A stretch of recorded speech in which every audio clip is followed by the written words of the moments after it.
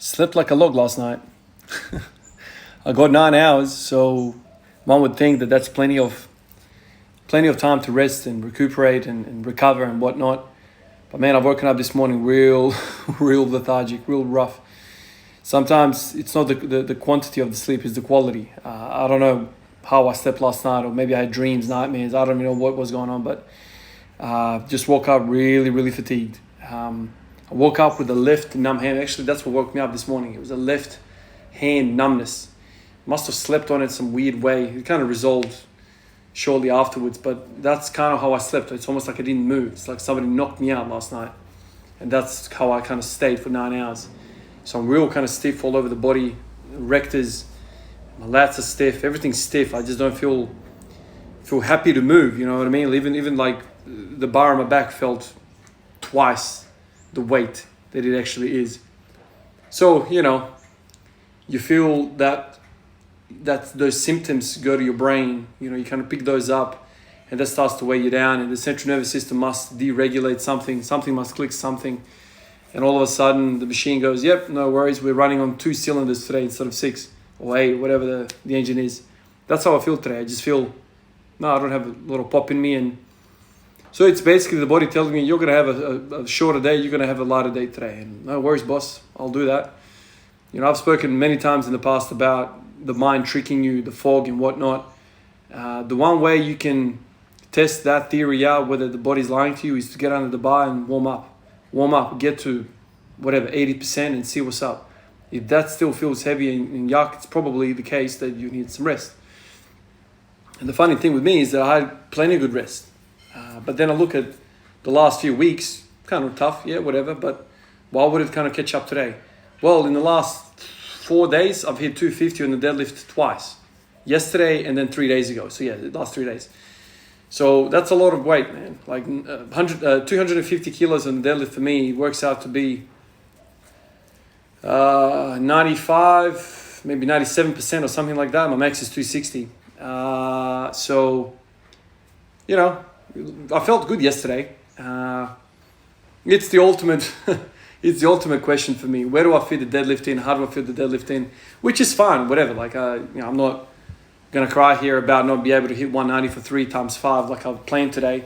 It's just the way it is. I've said to you guys before, I need to do pulling, I need to do deadlifting to keep myself healthy and hips healthy and whatnot. So it's kind of one feeds the other. But sometimes if I over push one, the other one suffers. But it's usually the case with the deadlift towards the squat. If I push the squat real hard, the deadlift still feels good. So it's one of those things. So yesterday and 3 days ago, I did basically 97% lifting on the deadlift. And this morning, maybe it's that kind of central nervous fatigue that I feel. I just feel flat, lethargic. Even this morning, I was trying to eat some food, no appetite, like all those symptoms. So I'm gonna give today a bit of a easier session. I still worked up to 180, but everything felt really bad. In between these sets, I was trying to kind of warm up, march around the place, sit in the hole, trying to release everything. But it's almost like, actually, one of you fellas, I forget the username. One of you fellas has quite a good knowledge when it comes to the fascia and whatnot, and how to release the fascia and so on and so forth. I felt like today the fascia was locked up. Me and this fella keep talking about, what causes the fascia to lock up, whether it's a central nervous thing, whether it's a metabolic thing like dehydration or something like this. Today, my fascia was locking me up. I almost feel like it's a central nervous response to the body to lock you down. It's kind of like in a car when something goes wrong, these later cars, not old school cars, my car definitely doesn't have that. It's called the Limp mode. It's essentially deregulates the car to a point where you got 10% of the power, 20% of the function or something like this. So you can just basically get home. But you can't flock the car. You can't do 100% performance because it's trying to protect itself. That's kind of how I feel like the central nervous system kind of operates in our body. It tends to kind of regulate the symptoms that are coming through that we might not consciously kind of be aware of what's going on, but it kind of gives us that crappy feeling, the lethargy, the heaviness, sluggishness, not poppy, the opposite of poppy, whatever that is. So that's kind of how I felt today. I really had hopes of hitting 190 for the 3 sets of 5, especially the fact that I'm not working today. So I was like, okay, beautiful, let's hit it. But it's not going to happen. It is what it is. You know, this is the funny thing about me, man. You know, I squat so well. It's going so well. And then I'm like, oh, I'm going to hit the deadlift hard. I hit the deadlift hard, and then it's like, oh my God, the squatting is hard. But anyway, no worries. I'll take a lighter session, you know, recuperate and then come back tomorrow. And I don't know if I'm going to repeat today's session, the squat session, or I'm going to go back to the bench press and the front squats, and then hit this thing again on Saturday, and try and get the 3 sets of 5. The hips just feel, look at that. I mean, it probably looks all right on camera, but I was feeling, you know, tension. I was feeling like I was fighting myself more so than the bar. So in those situations, I don't like to push. You know, I've been down this path before, man. Like, you know, this is probably what's caused the hip pain in the first place. You know, I've got this imagination when I want to hit, I'm being stubborn, and I end up putting 190. Let's just say I'll put 190 today on the bar, and I try and hit it for a set of 3 or 4 or 5.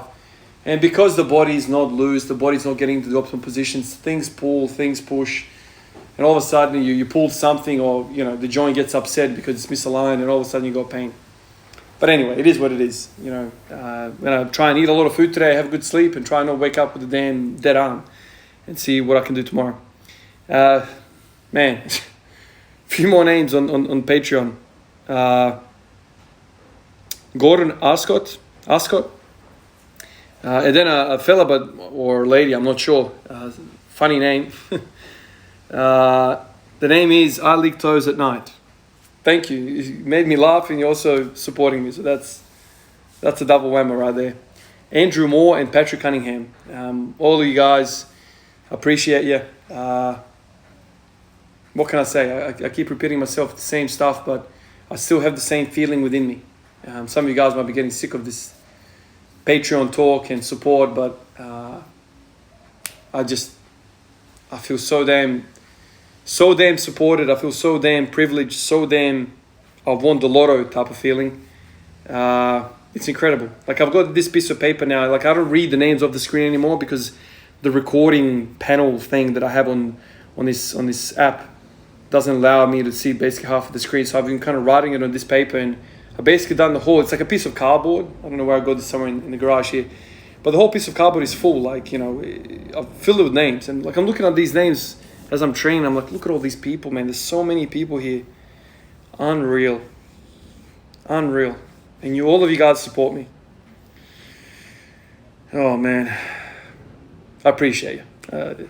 Simple as that. Words can't do it justice the way I feel towards this channel, this community. But like I said before, I feel like I've won the damn lottery.